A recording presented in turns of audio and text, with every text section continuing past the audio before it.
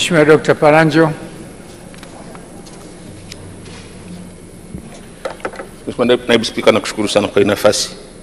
Mwaka 2012 mwezi Januari, alikuwa rais wa awamu ya 4 Dr. Jakaya Kikwete aliridhia kuigawa wilaya ya Arumeru kwa wilaya mbili kwa lengo la kuhakikisha kwamba wananchi wanapata huduma za utawala kirahisi.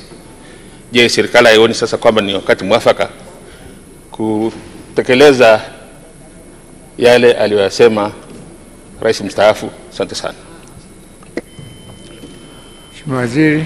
Asante sana Mheshimiwa Naibu Spika, na naomba nimhakikishie tu Mheshimiwa mbunge Dr. Palanjo kwamba tunatambua ziko halmashauri ambazo zinakidhi vigezo vya kugawa halmashauri, lakini pia ambazo zimeshawasilisha maombi hayo, na niomba nikuhakikishie tu kwamba mara baada ya kuanza mchakato wa kugawa halmashauri hizo rasmi, baada ya kukamilisha maeneo ambayo tunakamilisha kwa sasa, tutaweka kipaumbele pia katika halmashauri ya Arumeru. Asante.